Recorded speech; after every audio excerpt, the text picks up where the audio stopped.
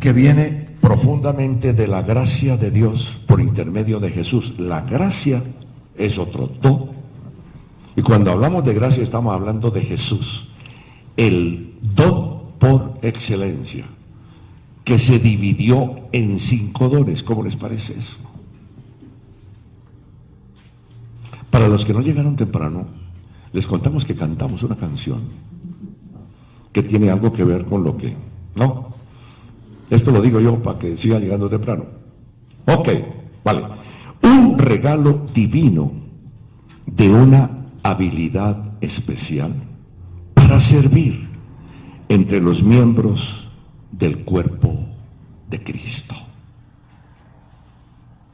Yo les decía, empiecen a esculcarse en los bolsillos, empiecen a buscar en lo profundo de su ser, empiecen a pensar, empiecen a soñar y a decir, yo aquí donde estoy ubicado. ¿Qué ha puesto Dios sobre mi vida? ¿Verdaderamente yo soy pastor? Levanten la mano los que quieran ser pastores.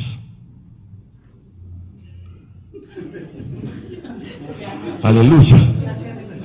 Aleluya. Allá tuvieron que levantarse al Emiliano porque ese tampoco. ¿Saben qué? Gracias por su solidaridad y compañía. Esto es.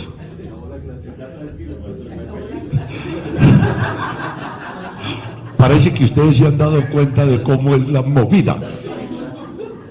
Y verdaderamente es así, ¿saben? Esto que están viendo ustedes, de los 5 ministerios, esto de los 5 ministerios. ¿Cuántos son maestros aquí? A ver. 1, 2, 3. Ah, eso sí. Vean, el Emiliano ya se lanza. Ya van 2 en Emiliano. Ya van 2. Sí. Me parece que le faltan 3. Sí. Me parece que le faltan.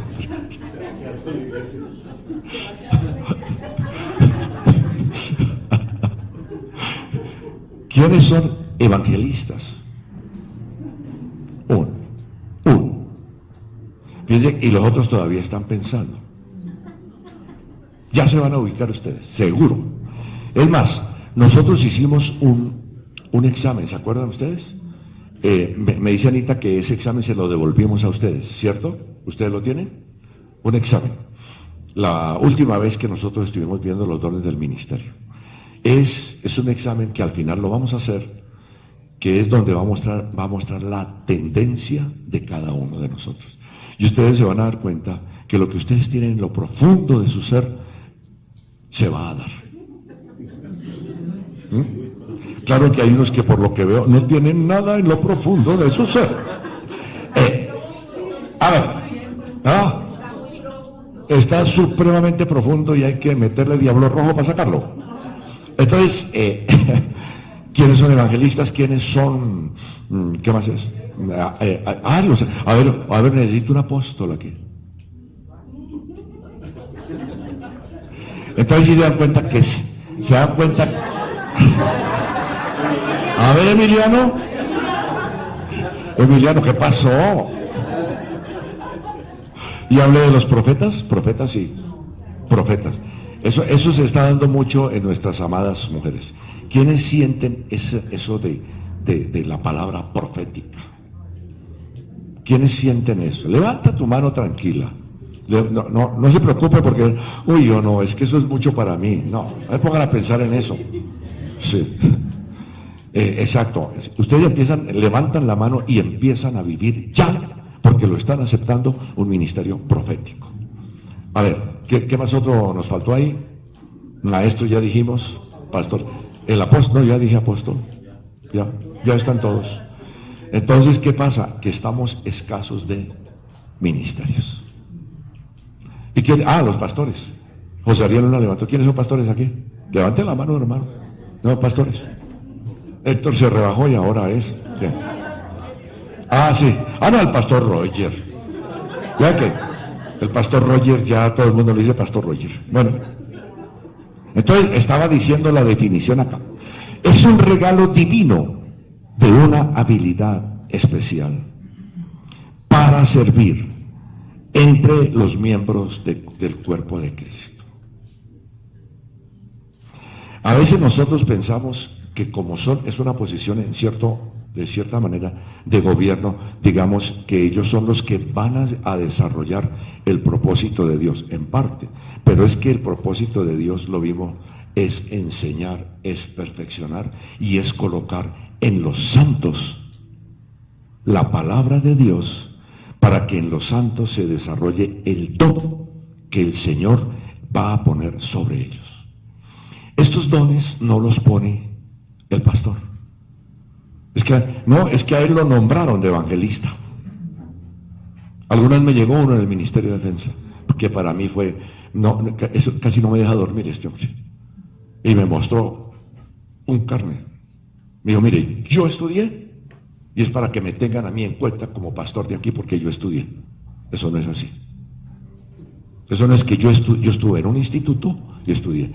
Que sí es necesario saber qué es un profeta, qué es un pastor, cuáles son las funciones, cuál es el propósito del pastor, cuál es el propósito de cada ministerio.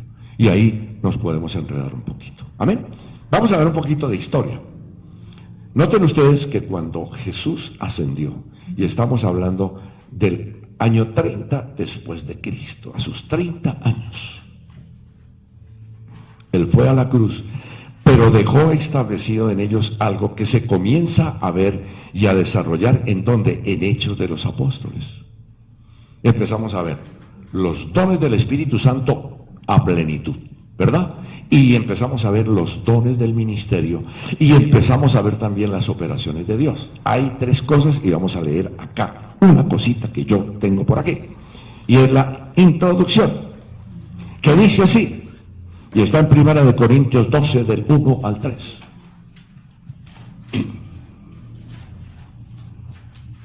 ¿Quiénes están aquí por primera vez en el IMES?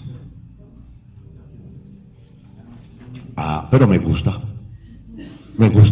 porque de ustedes, escuchen bien, no de todos, porque no de todos ustedes, pero digamos que de la gran mayoría, ustedes van a estar aquí enseñando. Yo por ahora voy a estar este tiempito, no muy largo, porque de aquí tengo que salir corriendo para allá, y etcétera, hemos dicho, la cabeza se me pone tenaz, ¿no? Entonces, ¿qué pasa? Que ustedes van a desarrollar estos dones y aquí se van a empezar a levantar maestros. Levanten la mano los maestros. Quiero decirles algo.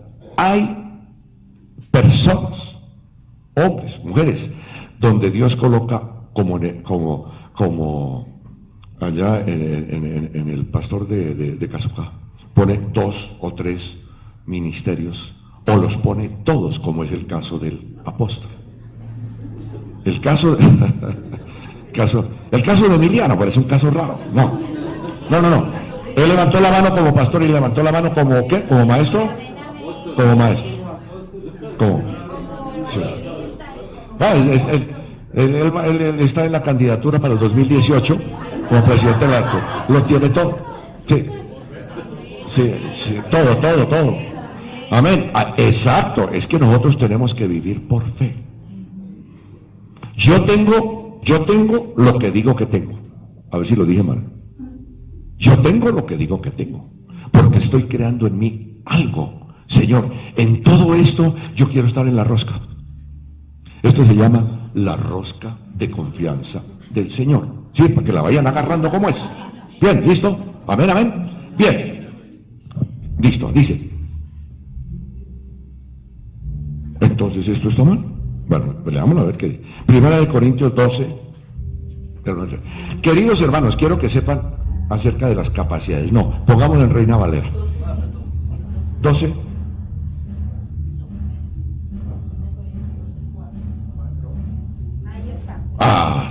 ese es otro cuento. Entonces dice, no quiero, hermanos. ¿Qué es lo que suena allá? Cerramos la puerta, apagamos la luz. ¿Ustedes oyen todo este ruido todos estos domingos? Entonces y si abrimos la ventana, peor. Por eso tenemos que construir rápido aquí para que esta puerta quede completamente sellada. Pero eso quiere, ¿no? Eso va con... Sí. pero como dicen como decía mi mamá, pero así mismito. Bien, no quiero, hermanos, que ignoréis acerca de los dones espirituales. Yo me voy a demorar un poco en esto. Ustedes dirán, otra vez. Bueno, ya pasamos de la historia del cristianismo. Creo que mi hijo lo hizo bien. Lo hizo bien. Estamos ahorita, quiero contarles así, hay un paréntesis, que estamos en plan de organizar el instituto como un instituto. ¿Ya? Como un instituto, ¿cómo les parece?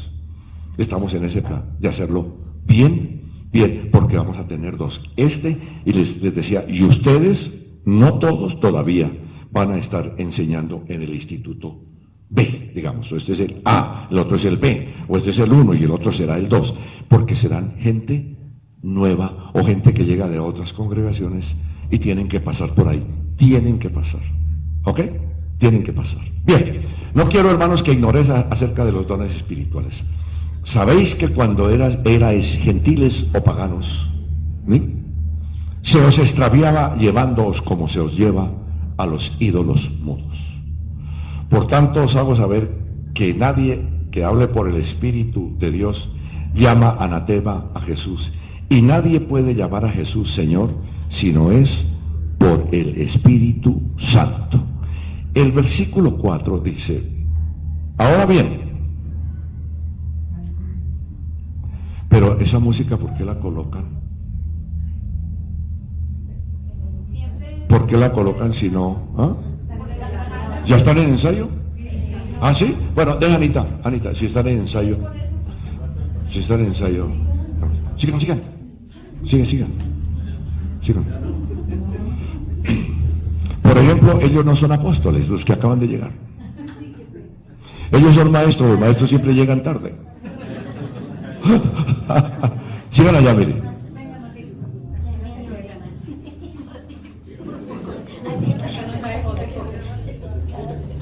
Oye, nos va a tocar irnos al salón de allá arriba. Yo creo que sí. Entonces dice el versículo 4. Ahora bien, hay diversidad de dones, pero el Espíritu es el mismo.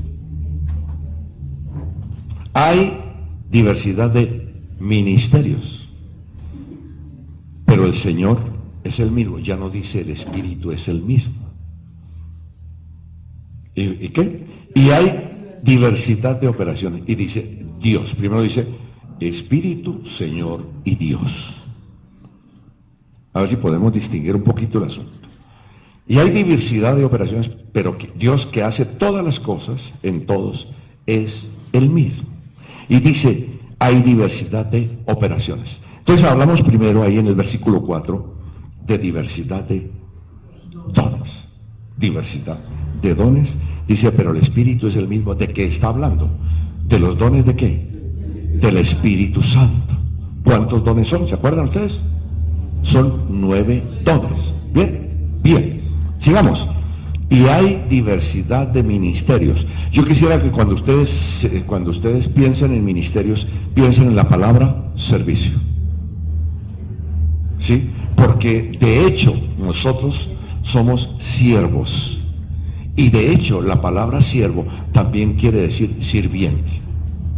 Para que vayan bajándole al asunto, ¿verdad? Que a veces, que llegó el pastor, entonces pongan la alfombra que llegó el pastor. Yo alguna vez fui a una iglesia así, una iglesia grande, estuvimos con el equipo de alabanza, y tan pronto entró el pastor, que entró como una paloma, no como la paloma que tenemos aquí, sino con vestido blanco y tal, y tan pronto entró él, todo el mundo comenzó a gritar y a aplaudir, y nosotros no estábamos acostumbrados a eso, porque además de que éramos un grupo de alabanza, sentíamos en nosotros que estábamos era para darle la gloria a Dios.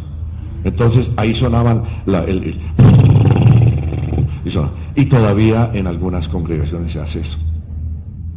Entonces les digo, es para que volteemos la hoja un poquito y pensemos que tenemos que servir a quienes van a llegar, servirnos los unos a los otros, porque el ministro está primero para servir a Dios, 2, para servir aquí a la grey, a los santos de la iglesia, y 3, para servir o ministrar al mundo. Las 3 cosas. Amén. Bien, dice, y hay diversidad de ministerios, pero el Señor es el mismo. Dice, y hay diversidad de operaciones. ¿Qué es una operación? Los médicos no vayan a hablar. ¿Qué es una operación? Bueno, una operación, ¿un médico qué hace? El médico qué hace. Y ustedes están pensando, opera. Maravilloso.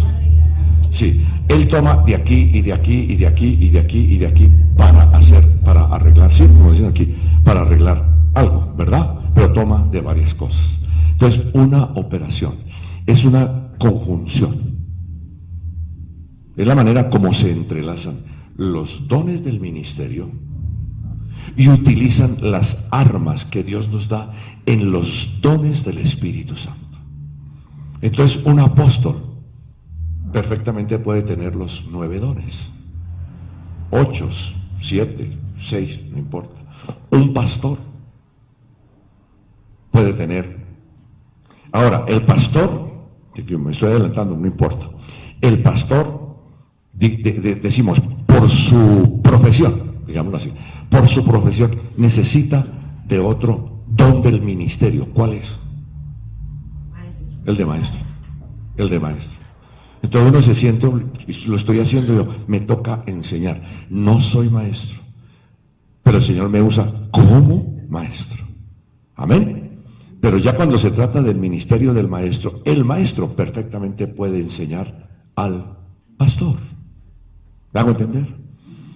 Y así, y digamos, hay pastores que tienen ministerio profético, mucho. Y yo les puedo decir algo.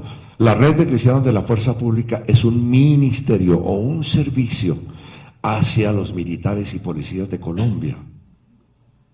Eso es ese ministerio, ¿verdad? Y es lo que nosotros tenemos, ministerio apostólico, para servir hacia afuera en la fuerza pública. Podría decirse que yo, por ser el presidente, puedo tener ese ministerio, ser apóstol ante la fuerza pública. No lo digo para gloriarme ni nada de estas cosas, no, sino por el servicio que nosotros estamos haciendo, por lo que Dios nos ha llamado, que no ha sido reconocido, digamos, por la misión, no importa, porque así habrá otros pastores, en algún tiempo podrán reconocerlo así, si no, no interesa. Lo que importa es que Dios lo está reconociendo. ¿Ven eso? Entonces, yo les decía, las operaciones, todo se junta todo. Es como una aleación. Y entonces cada ministerio utiliza los dones del Espíritu Santo que tiene que utilizar. Entonces, los dones verdaderamente se convierten en herramientas. Los dones del Espíritu, ¿sí?, se convierten en herramientas del don del ministro de Dios. Amén. No olviden que un ministro de Dios es un servidor de Dios, y en eso estaremos nosotros machacando. Bien, vamos a la historia. Entonces, ¿cómo se inicia todo? El Señor deja este árbol. Ustedes tienen todo esto, ¿verdad? ¿Ya? Sí, ¿no? Deja este árbol y ahí podemos ver, lógico que ahí se alcanza a ver, por ahí detrás se ve la letra de Anita, pero es que a ver, para poderlo entender más, además de los 5 dones del ministerio que el Señor dejó y los dejó establecidos y los dejó ahí y punto, ¿verdad? Además de eso están los dones del Espíritu Santo, además de eso están las operaciones. Además, que ya vimos qué es, además de todo eso, está la alabanza, la adoración, está la oración fuerte del Espíritu Santo. No, esa no está la oración. Sí, está la oración, en fin, está los dones, digamos, de administración, que los vamos a ver también. Hay unos dones o unos regalos que Dios nos da, porque no todos estamos llamados a hacer esto. ¿Ya? Porque ¿qué tal? Eso sería una iglesia pues cabezona. No sería así. Hay unos que son levantados para administrar. Ustedes están haciendo una cantidad de cosas aquí en la iglesia. Algunos de ustedes trabajan en una cosa y en otra, y en otra, y en otra, y en otra. Y la palabra del Señor habla de los que administran. Eso también cabe sobre el que es pastor, que es administrador. Es decir, prácticamente el pastor en una congregación hace como de todo eso. Administrar ¿qué? Administrar las ovejas, pero también administrar la iglesia. Y no es fácil, ustedes lo saben. Por eso ninguno levantó la mano. Entonces ahí el Señor los deja y les dice a ellos, muchachos, aquí les dejo todo. Pueden cerrar la puertica. La puertica, eso. O sea que colocamos los asientos que apenas.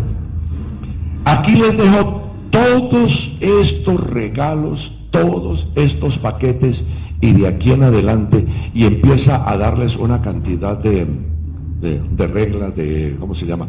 Digamos que sí, les traza como un reglamento a ellos, les habla y les dice, yo los dejo aquí, y les lanza algo que les dice, toda potestad me es dada en los cielos y en la tierra, ¿sí? En los cielos y en la tierra, dice, de manera, o sea, entrega absolutamente todo su poder y toda su potestad sobre nosotros, para que nosotros comencemos a desarrollar ese poder y esa autoridad sobre la iglesia. Sí, vamos a tener que pasar allá arriba. Todo esto se lo aguantaron los domingos. ¿Y saben por qué lo hicimos? Les voy a contar. ¿De bajar aquí? Por la intercesión. Pero además porque algunos de mis hermanos se salían inmediatamente y se iban para la cafetería. O se bajaban aquí a comer.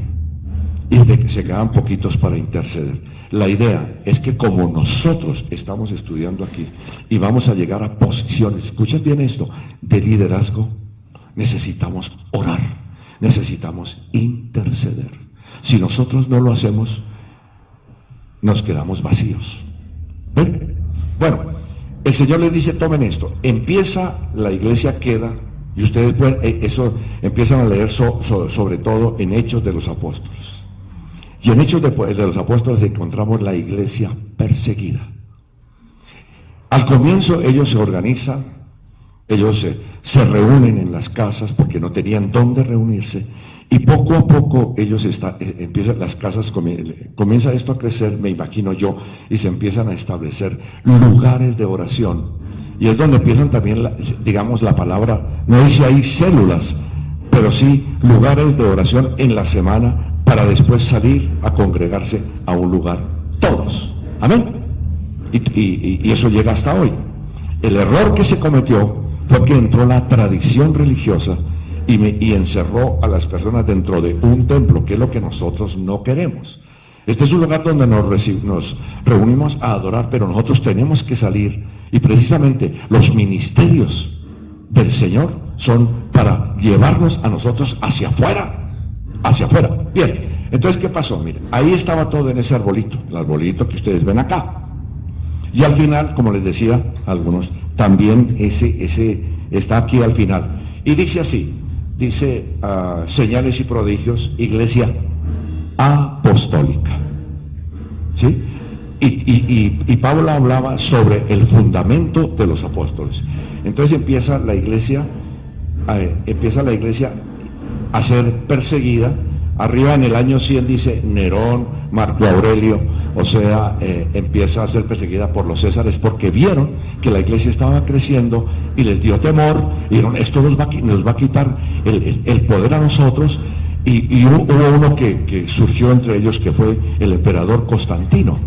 Digo, en lugar de estar persiguiéndolos a estos, lo mejor es meterlos dentro del Estado. Y los metió dentro del Estado romano y los combinó con el paganismo y la idolatría que había y que traían los romanos.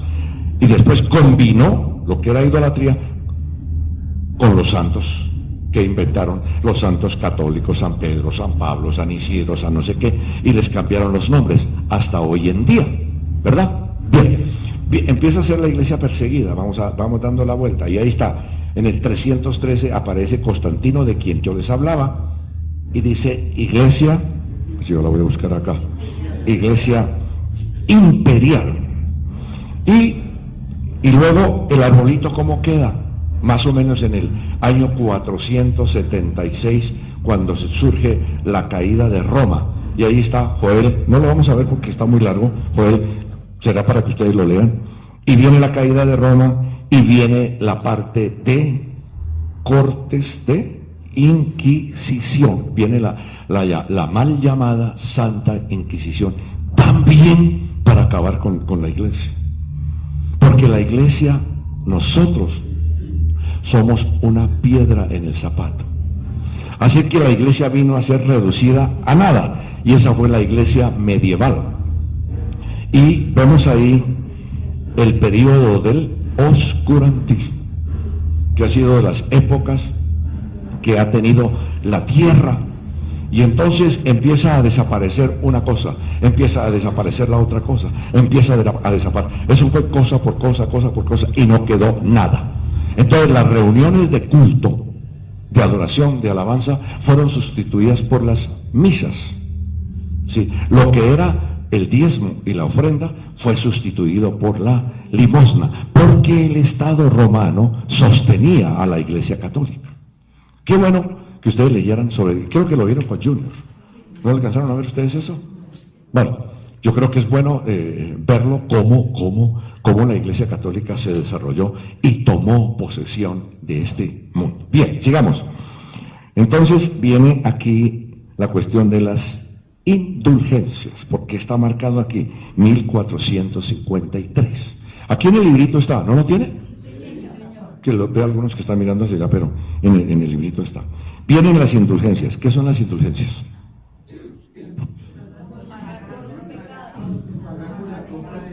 Sí, el pago por la salvación, el pago por las misas, todo se convirtió, fue en eso, en el pago de indulgencias. Cuando nosotros pasamos por Roma con Anita, llegamos precisamente el día era Viernes Santo, algo así, ¿no? Y ese día abrían una puerta, que se llama la puerta de la gracia plena o algo así. Entonces los que pasaran por esa puerta recibían la gracia plena. Yo no sé qué es eso, pero si es salvación, si la Iglesia Católica, los que salvan son los curas, de resto, quién sabe cómo será la cosa.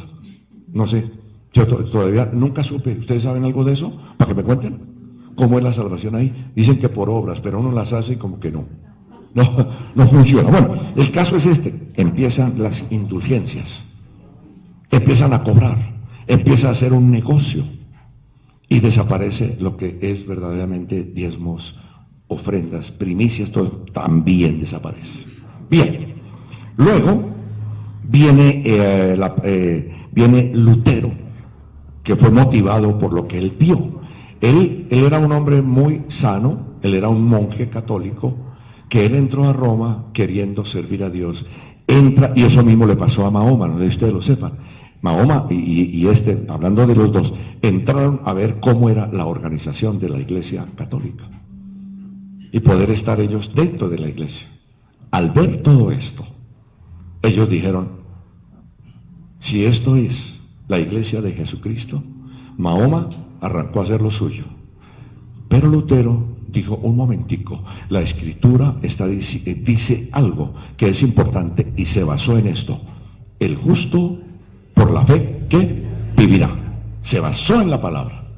Digo, no es en las obras, no es en las indulgencias, no es esto, y no se le puede cobrar a la gente.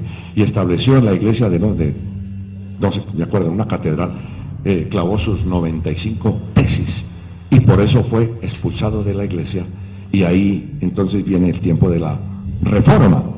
De aquí en adelante dice Iglesia Reformada, y habla de algunos de ellos, que la mayoría de ellos murieron por causa del Señor, que son Tyndale, Knox, Calvino, Lutero y Wycliffe. Bien, 1648 se inicia la Iglesia moderna. Y diría yo que entre los años, digamos, 1800 en adelante, comienzan a darse pisos. Lo mismo, en la Iglesia romana se establece también el bautismo a los niños. A ver, ¿quién me puede decir por qué? ¿Ustedes qué suponen de por qué el bautismo en los niños? ¿Cómo qué? Matricularnos con la religión. Matricularnos con la religión, está bien. ¿Qué más? ¿Saben para qué? Para tomarse los estados del mundo. Entonces aquí nosotros, según cuando yo tuve uso de razón, me decían que nosotros éramos el 98% de católicos. ¿Me están oyendo bien atrás? ¿Sí? ¿Bien? Sí, porque tú no me oyes bien, por el ruido. Bueno, ahora sí los considero. Yo tenía que venir aquí. El próximo domingo los invito allá arriba. ¿Verdad? Bueno, además eso lo distrae a uno mucho. Entonces, empieza 1800 y se empieza a restaurar la iglesia. Y lo primero que se restaura, ¿se acuerdan qué es? La palabra. Al restaurarse la palabra, entonces, yo quiero colocar aquí, alcanzan a ver allá, díganme los dones. ¿El primero cuál es? Apóstoles. Segundo, los ministerios. ¿Qué dije yo? Por eso, apóstoles. ¿Qué dije yo de raro? Nada, dos.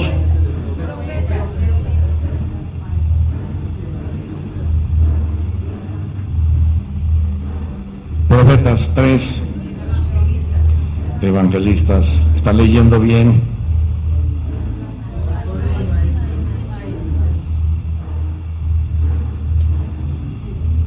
Cuarto, pastores.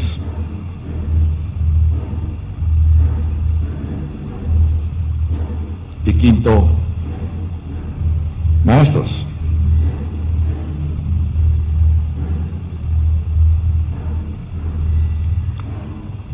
Es interesante esto, porque cuando el Señor comenzó a cumplir su propósito en la tierra, ¿a quién constituyó ellos primero de todos estos? A los apóstoles. ¿Y después a quién? En su orden los constituyó a todos. Los profetas, después vinieron porque esto tiene un orden. El apóstol, bueno, para adelantar, el apóstol establece una iglesia. La establece, tal. Él se lleva un profeta. El profeta es el que escucha la voz de Dios para transmitirla. O sea, se comienza a formar la iglesia. Y en tercer lugar, los evangelistas son los que empiezan a pregonar y a hablar la palabra del Señor para atraer la gente hacia la iglesia. Entonces la iglesia, la nueva iglesia necesita de pastores. ¿Sí? Necesita de pastores. Y como necesita de pastor, el pastor llega, y dice, el pastor dice, ¿y ahora quién va a enseñar? Pues yo puedo enseñarles. Pero el pastor ora y dice, Señor, o dame el ministerio de maestro, o Señor, tráeme maestros para que enseñen a la grey. Así sucedió al principio. Y lo primero que se comienza a restaurar después, ya estando entre 1648, ¿qué dice ahí? Y 1900, lo primero que se restaura es la palabra. Entonces noten ustedes que se empieza a restaurar todo, es al revés. Lo primero que se restaura son los maestros para enseñar la palabra. Viene corriendo el tiempo y empiezan a restaurarse los pastores. Entonces dice acá, dice, derramamiento del presente día. Bueno, en cuanto a los dones del Espíritu Santo, se empiezan nuevamente a restaurar poco a poco. Entonces noten que ese arbolito que está al frente de 1900 está hablando de evangelistas, pastores y maestros. Noten que el apóstol todavía no está. ¿Sí? O sea, empieza estos tres, los primeros. Es como volteando todo el asunto, empieza aquí a ser restaurado. Y eso se sucede antes del siglo, ¿cómo se llama? El siglo XX, ya terminando el 1890 y pico, y entonces viene una explosión en una calle por allá de Los Ángeles que se llama la calle Azusa, y revienta y viene el bautismo del Espíritu Santo. Pero muchas iglesias se quedaron y dijeron, no, esto era antes. esto ya no se sucede. Esto quedó estancado, de manera que... Sin embargo, ellos sí aceptaron lo primero, que fueron los maestros y los pastores y los evangelistas, que era más fácil que poder aceptar a un profeta, porque el profeta ya traía algo muy sobrenatural. Y lo mismo los dones del Espíritu Santo. Entonces ahí está, mire, dice evangelistas, pastores, maestros, dones y frutos del Espíritu. Yo creo que es bueno hasta leer Joel porque lo veo bien repartido en esto. Entonces, cuando viene el derramamiento del Espíritu Santo, la gente comienza a orar en lenguas, comienzan a ver milagros, comienza a ver de todo esto, y estoy hablando ya, como nosotros estamos en otro siglo. ¿Quiénes nacieron en el siglo pasado? Suena feo, ¿no? Pero creo que pertenecemos a ese siglo y es como preocupante el asunto, ¿verdad? Entonces, ¿qué viene después?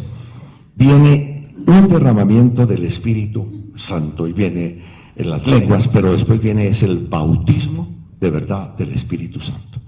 El bautismo en los niños que hablamos ahorita, eso no está dentro del propósito de Dios, porque la palabra del Señor dice, el que creyere, y después dice, y fuere bautizado, será salvo. Pero después dice, el que no creyere, ¿no?, será condenado. Entonces, yo tengo que creer primero. Creer. Esa es la parte del bautismo, para ser bautizado. Pero realmente esto del bautismo de los niños, les digo, atenta contra los derechos humanos. A mí me bautizaron, pero no me preguntaron nada. ¿O ustedes se acuerdan de que les hayan preguntado? ¿Les preguntaron eso? No, ¿cierto que no? ¿Por qué? ¿Por qué no nos dejaron escoger? Piensen un poquito.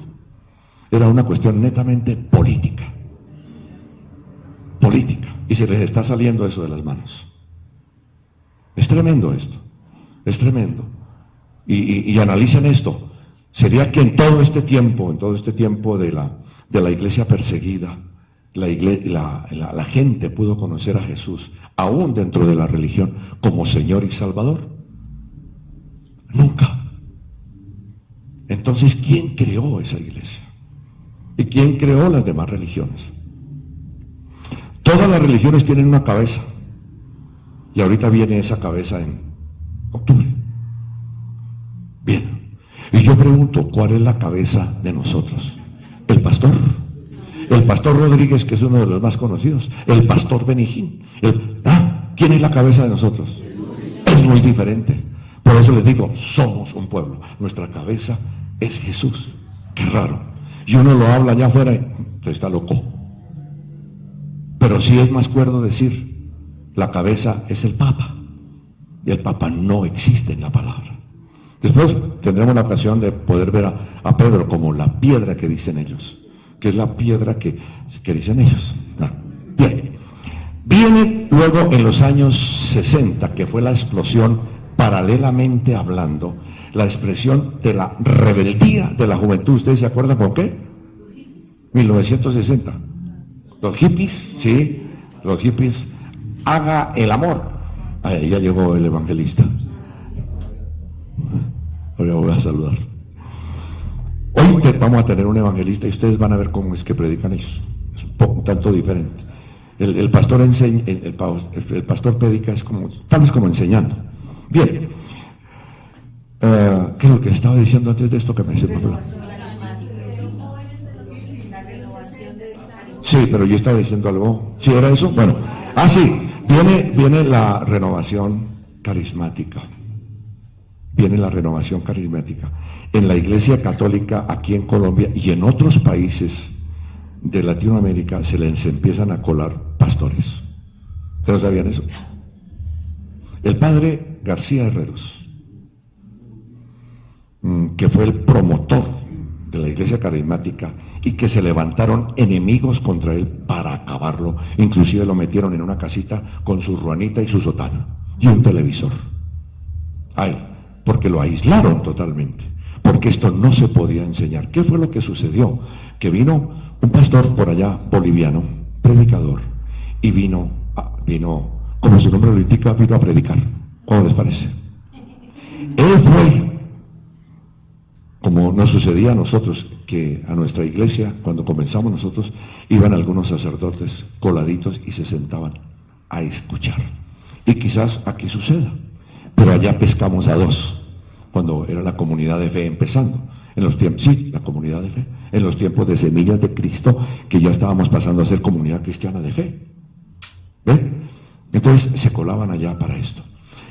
El cura García Herrero se coló a una predicación que fue por allá en el barrio Samper, en unas canchas de fútbol que allá creo que alguna vez yo fui a jugar. Allá se coló y empezó a escuchar a este hombre. Y ese día Dios hizo unos milagros tremendos y él dijo, esto es. Él hizo una reunión en el Minuto de Dios frente a la iglesia, pero no lo hizo dentro de la iglesia. Y noten que él no tenía imágenes, ¿se acuerdan? Que él quitó, él empezó aquí, y eso fue un escándalo terrible. Entonces el curita llegó y invitó al predicador, y había una cantidad de monjitas y curitas ya, pues en silla de ruedas y todo esto ahí, y invitó al predicador.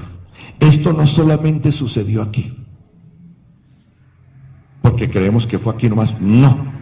Dios comenzó a obrar así, y resulta que ese día empieza este hombre a predicar, y las monjas que habían por ahí algunas, y los curas algunos de ellos, y la gente que estaba, comenzaron a hablar en otras lenguas. Es más, el curita García Herreros hablaba lenguas. Y el Señor se empieza a mover de una forma impresionante. Entonces viene un movimiento carismático católico aquí, y al mismo tiempo en los Estados Unidos un movimiento carismático pero no católico. Porque en los Estados Unidos era la iglesia protestante, que era muy parecida a la católica, sí, sino que tenían la Biblia, pero el Espíritu Santo no estaba. Entonces, ¿qué pasó? Que hubo una inundación en toda América, muy fuerte, de la manifestación del Espíritu Santo. Y se empieza a mover allá y aquí también en la iglesia católica. Y yo prácticamente, sí, yo nací de la iglesia católica. Yo empecé a sentir al Señor en la iglesia católica, en una misa 11 de la mañana, en la carrera 18 con calle 44 a media cuadra de la casa de mi esposa, porque yo me aparecía para ir a coquetear. Sí, bueno, en esa iglesia duraba 1 hora y se permitió llevar guitarras. Y habían jóvenes que llevaban guitarra y había una señora que era concertista y tenía un arpa. Entonces se combinaba todo eso. Claro, cuando yo entré y empiezan a cantar todas esas canciones de alabaré, alabaré y esas cosas, el Señor se empieza a manifestar y tocó mi corazón. Entonces yo fui producto de la renovación carismática de Colombia. Al mismo tiempo, en las iglesias evangélicas, el Señor se comienza a manifestar. Y hay algunas iglesias que quedaron atrás. Las bautistas, iglesias luteranas, iglesias, ¿qué más es? Presbiterianas de la antigüedad. Iglesias que se llaman también anabautistas, que todavía practican el bautismo a los niños. Alguna vez yo fui con un pastor suizo que me llevó para predicar allá y tuve un tropiezo terrible con eso del bautismo de los niños. Y ellos mostraban un versículo por allá en el Antiguo Testamento, pero que no tenía nada que ver. Tal vez decía niños y lo acomodaron ahí. De eso tuvimos una discusión que realmente no valió la pena, porque es difícil sacar eso del corazón. ¿Ya? Bien. Entonces, dice aquí renovación carismática, restauración del ministerio profético, y en los años 1990 se levanta ya el ministerio apostólico. Y se empiezan a levantar apóstoles, pero los cristianitos, nosotros los tradicionales, empezamos a criticar, ay, ¿desde dónde nacen los apóstoles? ¿Y eso qué es? Eso era también lo mismo. Y muchas iglesias evangélicas terminan solamente con el ministerio del pastor, cuando hay 5 ministerios que deben desarrollarse,